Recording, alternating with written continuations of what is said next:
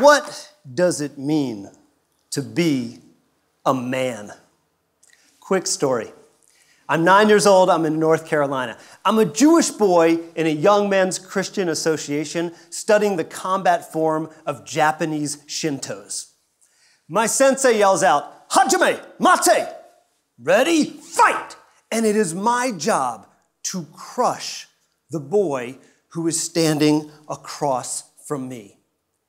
And if I don't crush that boy, I'm going to be crushed.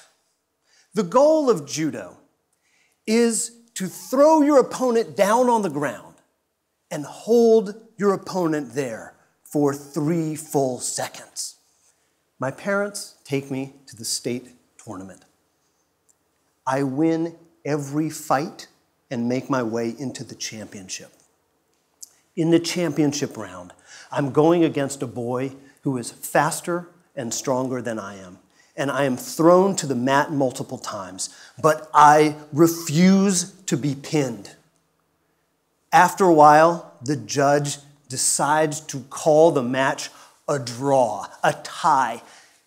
I am going to get a trophy. I'm 9 years old and I am going to get a trophy. I go to the trophy table and I get the second place trophy. The other kid gets a first place trophy. I get the second place trophy, which I keep in my closet.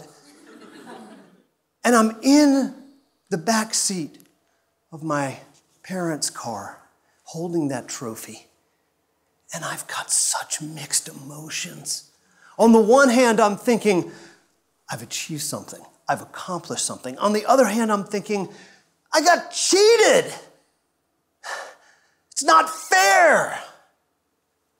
And the next day, I took those emotions and I took them out on my younger brother, fighting with him verbally and physically. The first story in the Torah about a boy who becomes a man. What is it? It's the story of a man with mixed feelings and misplaced aggression. The very first murder. The first story in the Torah about masculinity, about a boy becoming a man, is the story of Cain. What's his story? Cain is a farmer, and he grows produce, and he wants to thank the Creator, and he offers a sacrifice to the Creator. Meanwhile, his brother Abel offers an animal sacrifice. Guess what? Cain did not get the memo that God loves barbecue. And Cain is totally dejected. He's walking in the field, his brother says something to him, and Cain picks up a rock, takes a rock, and he crushes his brother's head. The first murder. So the ancient rabbis, they wondered, what was said in that field? So there are 3 explanations. One rabbi says, okay, so they must have been fighting about possessions, about land or something. Another rabbi says, well, you know what? They were probably fighting about religious matters. One says, I want to build the temple over here. The other says, I want to build the temple over here.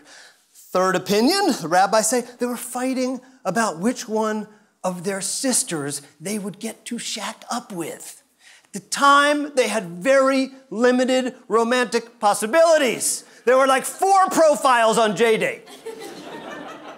But it doesn't really matter why they were fighting. What matters in the story is a young man who has that intense emotion and he just snaps. He gets out of control and causes the very first murder. I don't have to tell you this, but this is the world we live in. Male aggression is responsible for most of the abuse and rape in this world. And on a meta level, male aggression is responsible for totalitarian police states, mass incarceration, and war. Male aggression is serious. And the question I want to ask you today is male aggression inevitable? Or is it possible that there is some other way? So when I was in college, I used to love to ride my bike. And I rode my bike to the zoo. And at the zoo, I would love to watch the rhesus monkeys, in particular, the baby monkeys, because they were so cute. And I was also fascinated by what was happening in that particular group of monkeys. I watched carefully the alpha male, the king of the hill, who watched over all of the other monkeys and controlled the entire group. Now, at the time, evolutionary biologists were saying that what was happening with these monkeys was that there were some selfish genes in the male. And those genes wanted to replicate. In order to replicate as a male, what you have to do is you have to control the female, and you have to make sure you reproduce with as many females as possible. And in order to do that, you have to compete physically with every male. That was science. And at the time, I was young, and I had heard some religious teachings from some people that were basically saying that males are inherently evil, that males are bent on aggression, and that the only way that we can solve this problem is that if every male submits to God and submits to God's law, and then every male, female, and child submits to a group of men who get everyone else to stay in line with God's law. And I was confused. I was confused about what it meant to be a male. It seemed to me that everything about a female, caring, compassion, connection, that was good. And everything about a male, aggression, competition, violence, was bad. And I let that sink into me. And it did not feel good.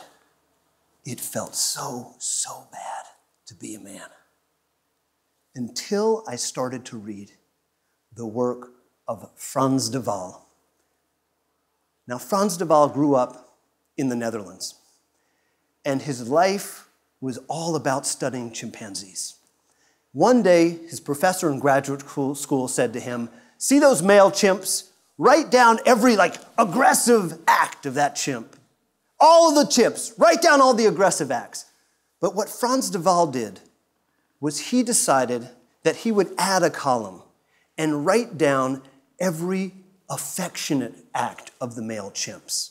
And after years of watching chimpanzees, what Frans de Waal found was that the same chimpanzees that would be in a physical altercation would later reconcile with one another.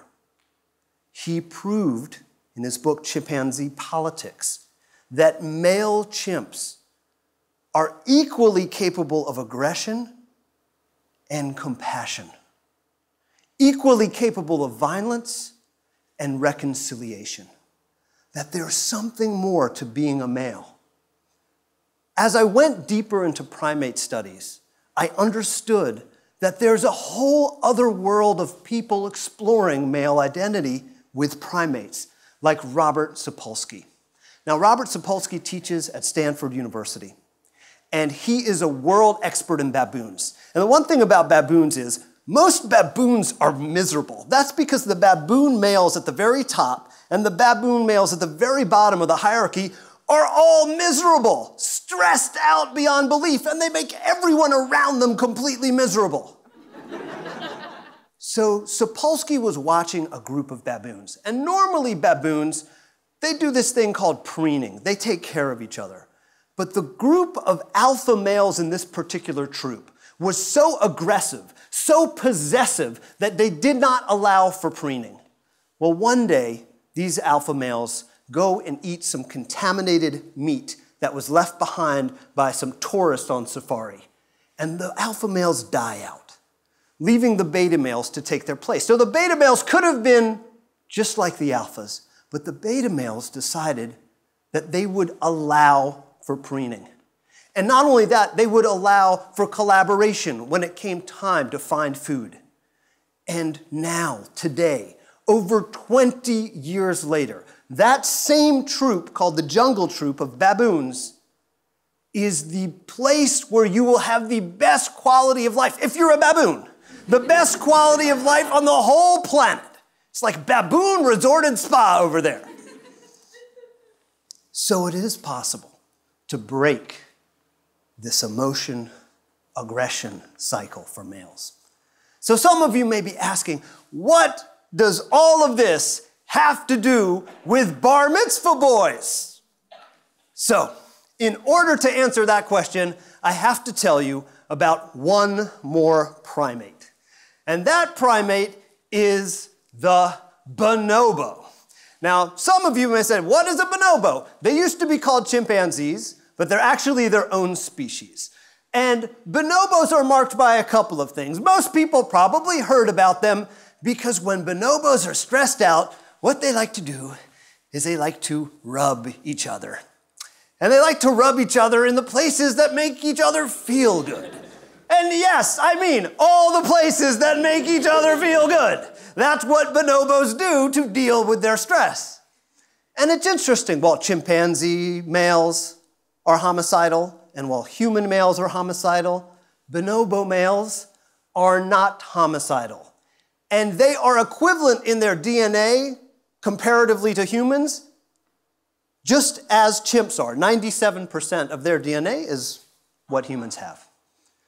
But the bonobo males are not stressed out. A woman in Leipzig, Verena Behringer, is studying the thyroid hormones of bonobos. And here's what she found.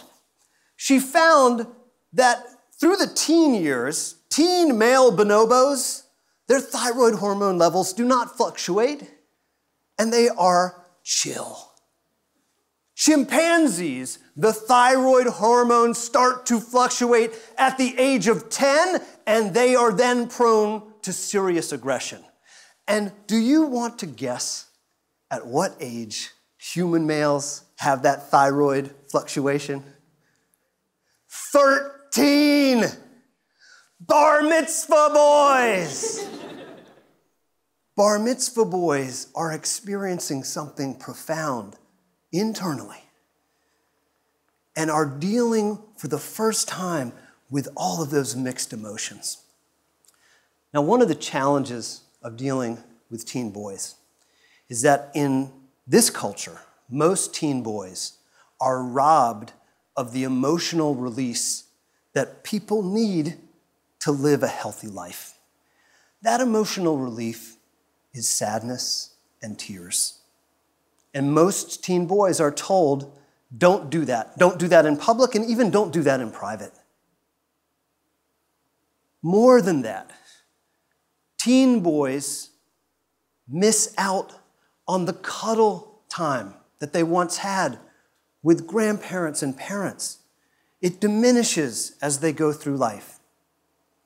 More than that, a professor at NYU, Niobe Way, has shown that teen boys' closest friends start to break away from them as they enter into the high school years. Teen boys are going through the most dangerous and violent decade of their lives. And what are we doing to help? Now, I am very fortunate that I work training men to mentor teen boys with moving traditions. And as a Jewish organization, we root all of our teaching in the work of Maimonides. Because Maimonides had such a powerful framework, spiritual and intellectual framework, to help teen boys navigate what they are going through. Maimonides says that the central question that a man must ask himself is this: what is my disposition?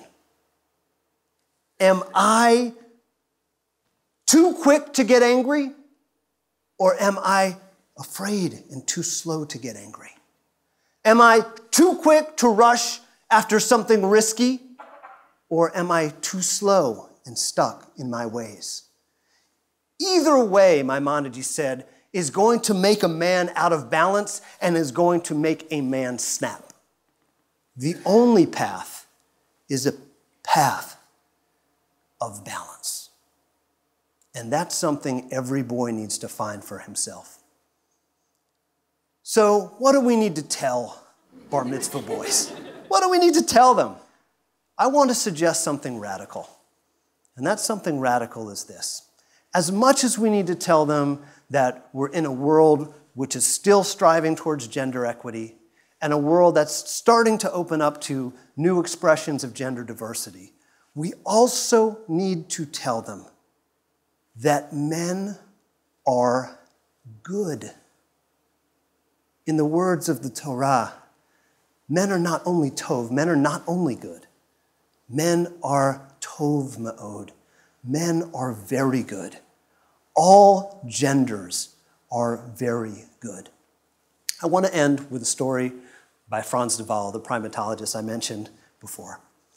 One day, Frans de Waal was watching a group of bonobos, and he saw that a bonobo had spotted a bird, and the bird had a broken wing. So the bonobo picks up the bird and tries to fix the wing and tries to let the bird fly, but the bird falls to the ground. So the bonobo takes the bird, and the bonobo climbs up a tree. And then the bonobo lets the bird fly away. This is a world with a lot of brokenness, and every boy who becomes a man carries that brokenness inside of him. It is our responsibility to make sure that everyone in the next generation has the opportunity to fly.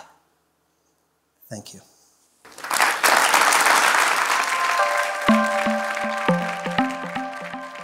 Thanks for watching Eli Talks. Click through or subscribe to the Eli Talks channel for more inspired Jewish ideas.